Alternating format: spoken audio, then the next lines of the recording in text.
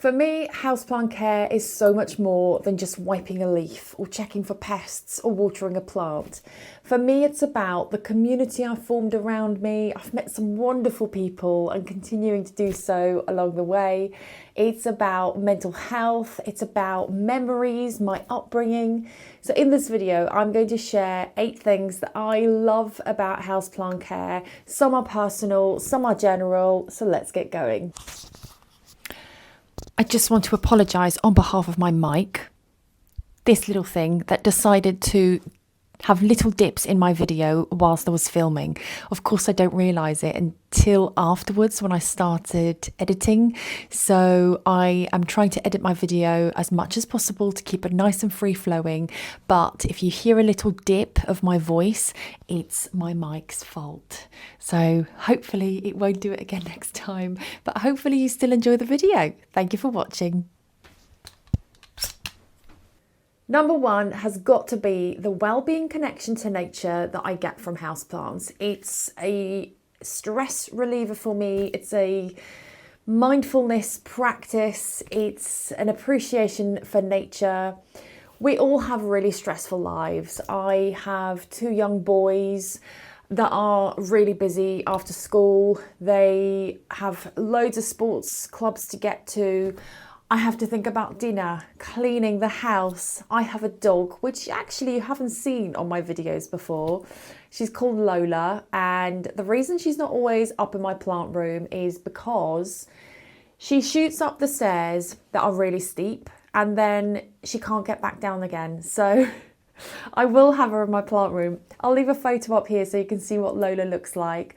She generally loves spending time next to me when I'm repotting and I'm with my plants, but she hasn't been up here for a while because I think she remembers that she can't get back down the steep stairs. So, but I will have her in my videos, in future videos, so you can see what she's like. But she needs a walk. Life is just busy. Life is stressful, and if I'm honest, I find all of that completely overwhelming because I recognise that I try and do everything to 100%. I am a perfectionist, but that's just not reality. Life is too busy. You can't do everything to perfection. You can't get everything right all the time. So I do stress myself out, but coming into my plant room, doing a plant chore, cleaning a leaf, getting my hands in soil is a complete switch off for me. This is how I started my business. I found COVID, homeschooling and staying indoors all the time really tough. And I found going to my houseplants at the end of every day my way to switch off. So whenever I feel overwhelmed, I come into my plant room and I just do a plant chore or 2. I spend some time watering, get my hands in soil, and that for me is just such a huge switch off, and absolutely love being around all of my plants and just the mental health benefits it brings. I grew up in South Africa, so I think that's where that connection to nature comes in. I sometimes think I didn't quite appreciate me walking around barefoot and having my hands in soil whilst I was growing up, but actually it's such a memory for me, and I've carried that memory on to what I'm doing now. So really thankful for my upbringing, so that it was outdoors, and who knew many years down the line I would change careers and look after plants. So number 1 has got to be the benefits for me. Is such a huge benefit, and I absolutely love spending time in nature. The weather is rubbish outside today, it's pouring with rain, but I know I can still spend a bit of time in here just connecting and having a lovely time talking about my plants, but also just touching, feeling, smelling soil. It's huge benefits. Number 2 has got to be the memories for me. Growing up in South Africa, I had all of these beautiful plants around me in my garden or wherever I went in the town where I grew up. Sansevieria, I'm going to put that down because that's really heavy. That's on my face. Haworthia, Euphorbia.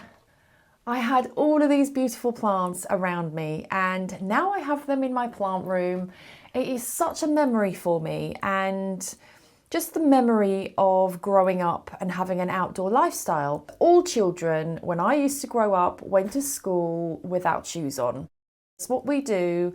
We walk around barefoot, and it's just such a cultural thing of growing up. My uncle was supposed to pick me up from school and he was a little bit late, so I decided to start walking towards my house, and it was really hot. So I used to run from grass patch to grass patch just so that my feet don't get too hot on the tar pavement. And I just remember all of these plants next to me, and I sometimes wonder if I truly appreciated them. But like I said earlier, I'm sure I did, because I've now brought nature into my space, nature that I had around me. And it's just such a lovely memory of going to propagate and pick plants, and it's just a lovely memory that I hold on to, and so thankful that I have that and that I can now bring all of these lovely plants into my space and continue that memory that I had of growing up. Number 3 has got to be the aesthetics that it brings. If I was to clear my plant room and have nothing in here, it would look really, really bare. The colour green is relaxing to look at. It is supposed to stimulate our creativity, and the colour green is just really relaxing to be around. So for me, it's the aesthetics that plants can bring into any space. I put lots of plants in offices for employees and for people to enjoy, and the before and after of that office transformation is just incredible. So to see plants in a space, an aesthetic, and it's beautiful to have plants around me. So there's a definite benefit of having a plant or 2 or 200, even if you want to, in a space. If you don't have plants in a room, I'd really encourage you to start with 1 and build up as your confidence grows. But there's such a huge benefit to having plants for the aesthetic reasons and for the colour green, because it's just such a huge benefit, not just on the eye, but also subconsciously on our mental health as well. Number 4 has got to be the plant community and the lovely people I have met along the way on my other social channels, but also now on my new YouTube channel. I've always said the plant community is genuinely one of the nicest communities that I have been part of so far. Just friendly, the excitement we get together of seeing a leaf unfurl, or seeing plant growth, or sympathizing,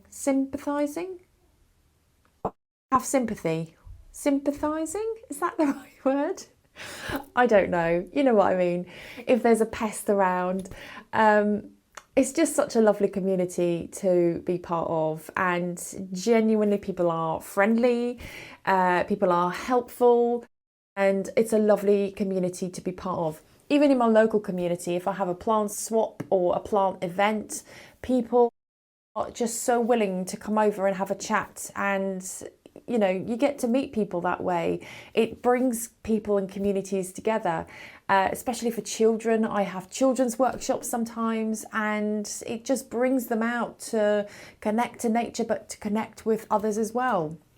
I sometimes have a workshop for a local dementia care home where I plant with dementia residents, which is really, really sad to see what they go through, but the memory of what they had in their gardens and in their homes once just comes back almost, and they think about their greenhouses and their allotments and how they used to plant and grow their own stuff. So it's such a benefit to forming communities and bringing people together, not just online but locally where you are as well. You are bound to find and make a new friend in the plant community. So if you are not part of that community yet, do find your local community locally or even online, because it is genuinely one of the nicest communities that I have been part of so far. Number 5 is the learning experience that I have been getting with plants. A lot of my experience from plants is from when I grew up outside, and plants in their natural habitat and plants in nature around me. But when I brought those plants into my space, now living in the UK, I've had to learn a whole lot of stuff of how to care for them. In their natural habitat, they've got rainwater, they've got pests, not pests, possibly pests. They've got bugs around them and get decomposed leaves as a natural fertilizer. So I didn't have to do any of those things of fertilizing and cleaning and watering because nature did all of that. When they came to live with me in my space in the UK, in my plant room, I've had to learn a whole lot of stuff, tips and tricks that I never had to know about when I lived in South Africa. I've learned an awful lot. I love finding out and I love expanding my knowledge on different plants. One of my dream trips would be to go on a botanical excursion, which I believe these trips do exist. It's when you go with a group of people who love plants just as much as you do. You go to America, even South Africa, or any country where there are beautiful plants in nature, and you have an excursion to learn about plants in their natural habitat and just see how they grow. That is my dream trip. So if anybody knows of any botanical excursions, please let me know, because that's on my bucket list. Just to learn more about them in different countries and in their natural habitat. But generally, if I don't know about a plant and if I want to learn about something new, I love researching. I love checking out the facts, testing it out myself, learning through trial and error, because I believe that's the best way of learning. The learning experience for me has been great, and I just love continuing to keep my brain ticking and to learn things as I go along. Number 6 has got to be the sentimental value that plants can bring. I've got a lot of plants that I've rescued from families, from an elderly lady who couldn't care for them anymore, and just lots of people who just didn't want their plants anymore. And I feel so thankful for that.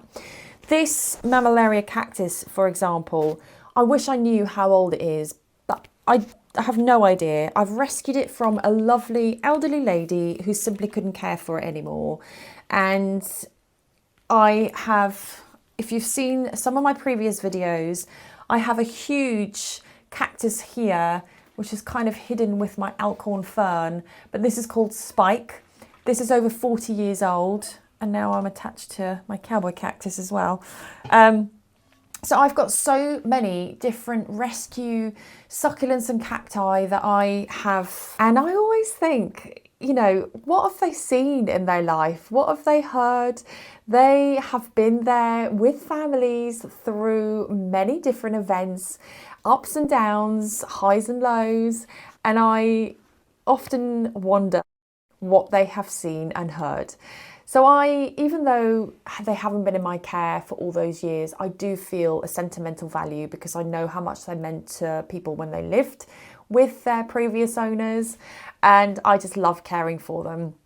And I, imagine that I would be passing my collection down to my boys and their families one day when the time comes, because I know my children love plants and they find them fascinating as well. So it's such a wonderful thing to be able to do, to nurture and care, be able to pass that down and have that sentimental value to a plant that, or many, I've got many plants in my space. So that's what I love, the sentimental value of it, and just continuing to care for them and hoping they thrive in my care. Number 7 has got to be the satisfaction of seeing how plants can grow. And if I can get this out of camera so you can see me. This is my variegated monstera, and a great example of how you can feel completely satisfied and just chuffed. I grew this plant from one leaf it had a node on, it's now hit the ceiling.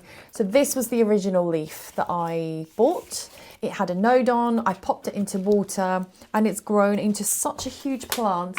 I've recently took 2 cuttings because it's just hit the ceiling. I had to cut and propagate it. But the satisfaction that you get from growing something, seeing a new leaf unfurl, there's a new leaf at the top unfurling, and seeing new stems, and just seeing a plant completely outgrow its space and sharing it with the lovely plant community that I talked about earlier is just such a lovely feeling. So there's a huge amount of satisfaction, not just for adults, but for children as well. It gives them a purpose to grow another living thing, to look after another living thing, and just knowing that they can achieve something from nothing. So it gives us a purpose, it gives us a satisfaction seeing something grow and looking after another living thing, which I think gives us empathy and all of those lovely things that we need. So looking after another life is hugely beneficial, and just having the satisfaction of seeing something grow into something so wonderful. It's got really dark outside, it's pouring, so I hope my lighting is okay. I am on number 8, so I'm nearly done.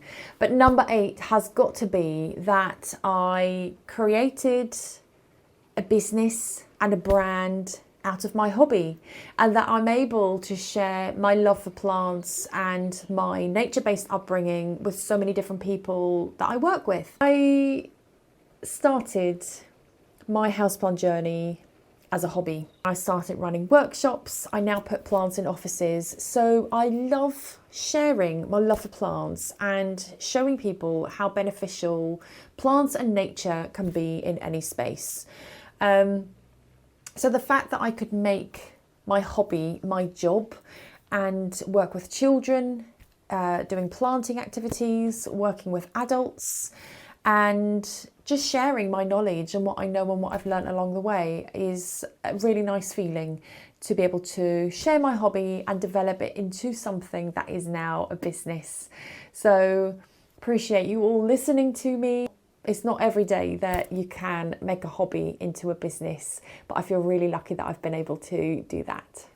So those are the 8 things I love most about my houseplants. There are many more, but I was reflecting the other day and I thought, these are the 8 things that I love the most, and it's lovely to talk about it. I would love to hear if there are any things that you love about your plants or your houseplant journey. Drop them in the comments below, or if you've got any plant questions, also drop them below. But thank you so much for watching. I will see you next time. Bye.